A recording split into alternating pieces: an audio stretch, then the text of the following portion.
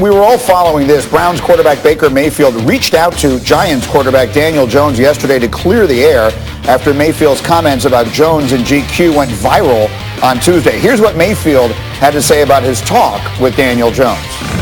It had nothing to do specifically about Daniel, about the winning and stuff, but I reached out to Daniel because all that blew out of, way out of hand, and I wanted him to know how I felt. And I've heard nothing but great things from Saquon and Sterling Shepard, guys that have a lot of respect for him, and that I respect their opinions. And so I just wanted to clear the air with him, and it is what it is.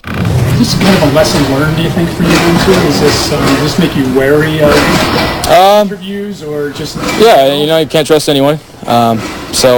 It's taken out of context, but at the same time, that was back in April, which is why, it's astonishing that it's that big of a deal right now.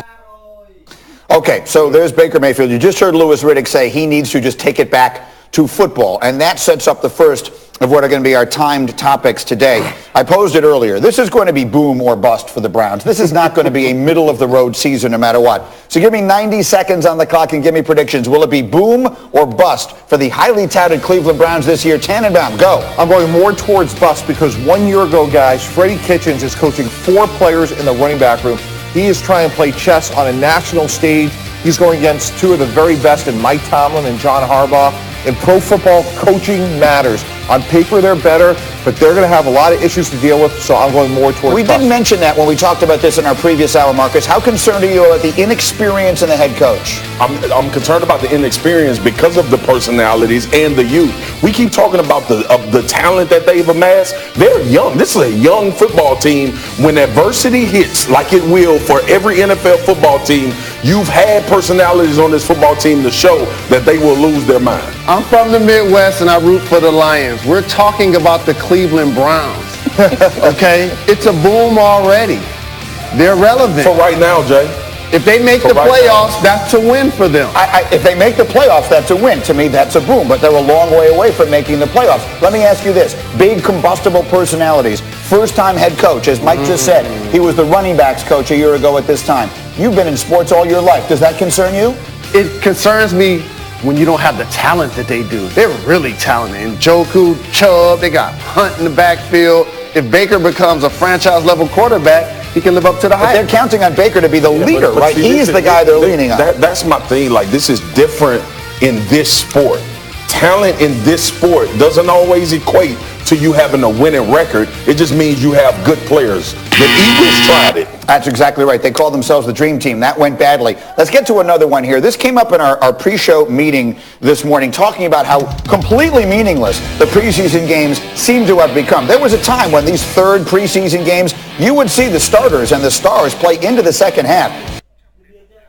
Teams are talking about not playing these guys at all, even in week 3 of the preseason. We may not see Aaron Rodgers. We will not see Carson Wentz. And so it does pose the question, I'm putting 90 seconds on the clock. In the next 10 years, will there still be preseason games in the National Football League? Go. I would say maybe not the way they are today because joint practices is really the new trend we're seeing, and that's a way you could script the game situations to get ones versus ones ready.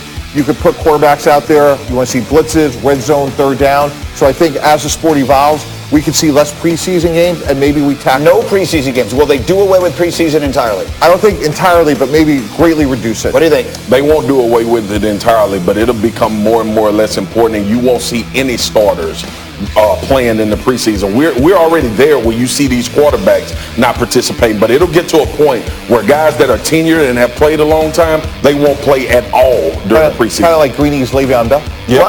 Le'Veon Bell's not going to play, and I'm all for it. I mean, look, if you get hurt if Le'Veon Bell gets hurt in a preseason game, you have to find someone else to host the show because I wouldn't be here. We did, Stephen A. Smith. I'll never get through that. How about the NFL teams and players show you how much it means?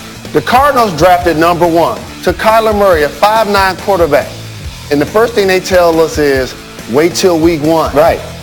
So what does that tell you? Absolutely. They're not making it a priority, so why should we? I think it'll be 2 games eventually, had a regular season be 18 games, and make sure they take care of the players for the extra. Well, that's the other question, is do they add to the regular season? Because these games, they have value even if they don't mean anything. I think they add to the postseason, another round of the playoffs, more TV dollars. So I think you shift a preseason game or two, Jalen, like you mentioned, and tack on another round of the playoffs. And I have one more I wanted to bring up here, and this is really why I wanted to make sure Jalen was with us, because of some comments that were made by former NBA first-round pick Royce White. He had very strong words about the roster construction of the Los Angeles Lakers and basically said Carmelo Anthony isn't on the team because he's being blackballed. He lays the blame on one man in these comments. I want you to hear them. Melo is absolutely being blackballed. He's one of the realest in it. He's one of those dudes that, you know, he ain't like me. He don't talk like brash and straightforward like that, but he has those morals and principles, you know. And another question is, while a guy like LeBron is walking around here like he's the face and voice of the players, how is he letting his banana boat brother hang out there in the wings and they go sign Jared Dudley and not Carmelo? If anybody watching this thinks that Jared Dudley can hold Carmelo's jockstrap, I'll slap you.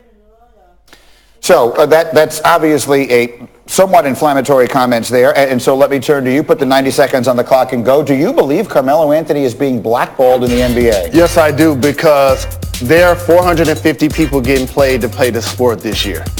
I would say even if you didn't like his game because it's mid-range based and felt like he didn't fit, he could still have a roster spot between 11 and 15.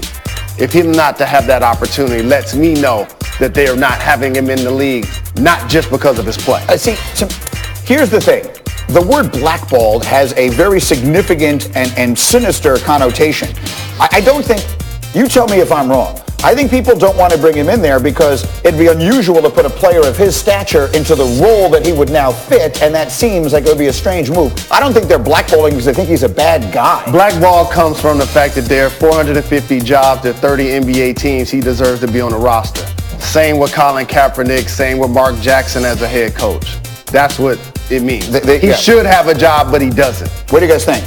I couldn't get past the fact that this dude think LeBron got juice right now to get Carmelo on the team. That's the biggest misnomer, is that LeBron can get somebody signed to a basketball team. These people ain't going in. They not going into their front office saying, hey, let's get LeBron to come in and see what guys he want to bring on his roster.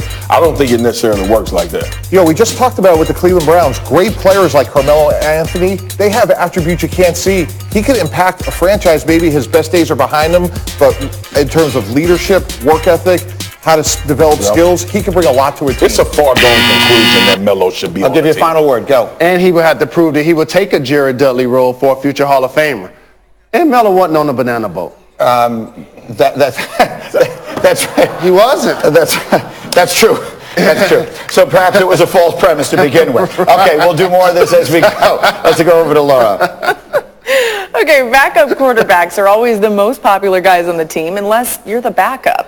So when two quarterbacks at Georgia and another quarterback at Ohio State fell on the depth chart, it was time for them to explore their options in the transfer portal. Here's Matt Berry.